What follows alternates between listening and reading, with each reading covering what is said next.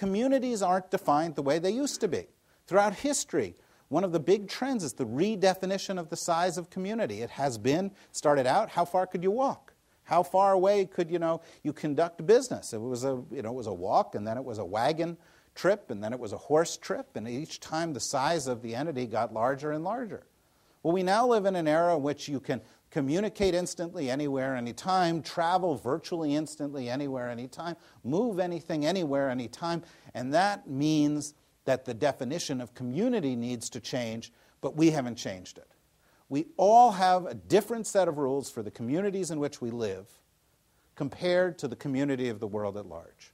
We have different expectations, and we need to change that. And then we need to reflect that somehow institutionally in enterprises that can counterbalance without quashing the things that work in markets that motivate people to succeed. And the reason I'm worried about this particular problem is that if we don't recognize that inequality is unsustainable, and we don't move forward in this regard, then other people are going to capitalize on it. And the Chavezes and the Ahmadinejads and the Putins and others. I mean, we had this wacky idea, blessed in academia 10 years ago, that we had arrived at the end of history, that we had solved all the big problems of the world, even though the problem that had divided us for 200 years was how do you get the equitable distribution of wealth in society? And we had thought that we had solved those problems.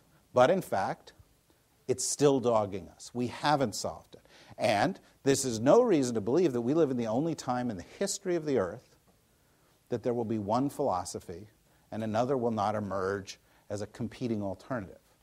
And if one emerges as a competing alternative and we seem insensitive to these issues, it will gain strength.